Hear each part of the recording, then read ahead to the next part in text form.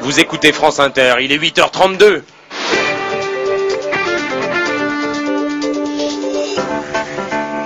Avec un petit peu de retard, donc, la revue de presse de Ségolène Royal. C'est à vous. La campagne s'invite sur le plan social. Ainsi titrent les Échos à propos d'Alcatel-Lucent et d'Airbus et les suppressions d'emplois chez ces fleurons de l'industrie. J'ai d'ailleurs rencontré à la fois les salariés d'Alcatel à Rennes la semaine dernière ainsi que ceux d'Airbus. Précédemment, c'est vrai qu'ils m'ont fait part de leur colère et de leur incompréhension. Plusieurs journaux, La Tribune, La Croix, braquent leurs projecteurs sur les suppressions de postes prévues par l'équipementier Télécom et sur la modernisation des salariés qui ne comprennent pas, et ils ont raison, que soient délocalisées maintenant nos industries de pointe.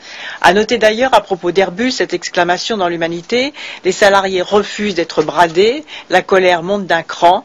Nul doute que l'avenir industriel et social de la France seront aux avant-postes de l'actualité dans les semaines qui viennent.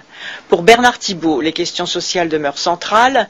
Dans un entretien accordé au journal, il estime qu'il ne faut pas laisser le monde des affaires décider des affaires du monde. Une enquête du Parisien aujourd'hui en France met l'accent sur la conséquence principale du stress au travail.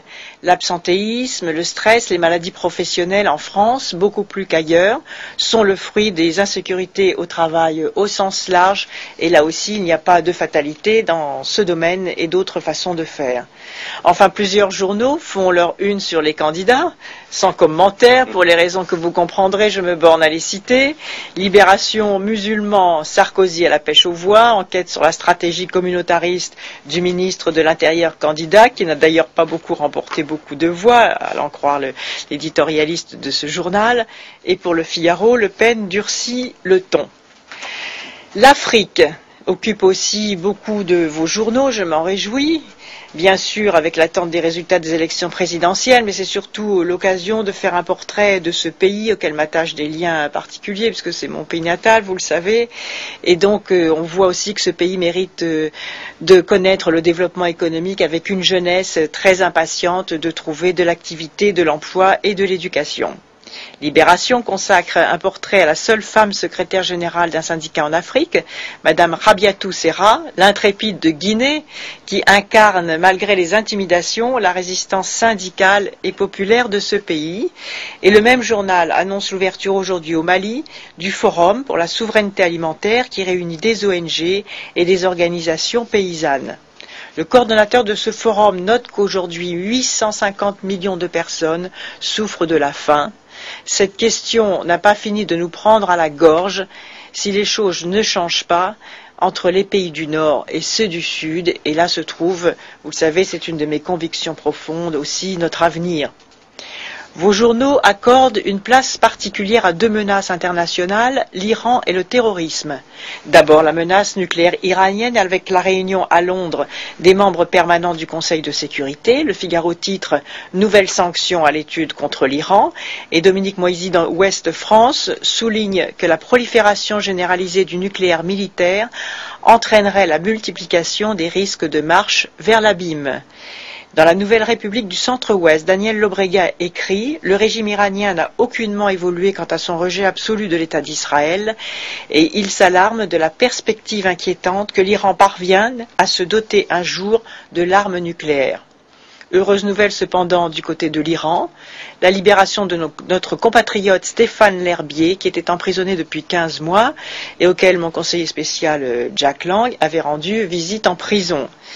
Quant aux Parisiens aujourd'hui en France, il titre sur la nouvelle menace terroriste avec une double page sur l'accroissement, selon les spécialistes, de la menace pendant la campagne présidentielle, mais heureusement des bonnes coopérations entre les services des différents pays concernés.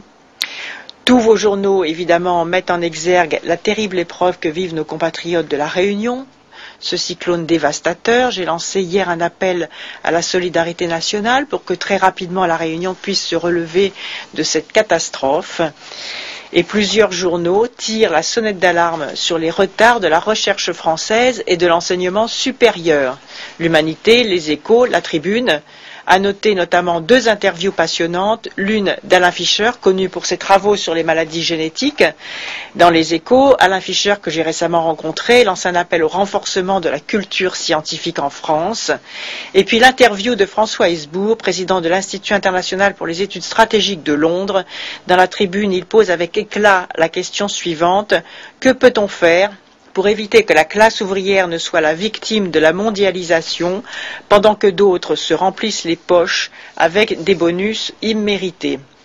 Réponse: suivre l'exemple financier qui consacre une part substantielle de son PIB à la recherche, à l'éducation et à la reconversion professionnelle. Et François Hesbourg ajoute ceci: un enseignant en Finlande, c'est quelqu'un qui a été soigneusement sélectionné, qui est bien payé et qui bénéficie de la considération de la société. Et je pense qu'en France, en effet, les enseignants ont soif de reconnaissance.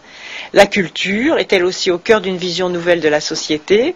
Les intermittents, source vivante de la création, se sont une fois de plus invités dans l'actualité, notamment à la cérémonie des Césars. Pascal Ferrand a interpellé le gouvernement avec éclat. Et l'Humanité titre: les intermittents exigent plus qu'un César.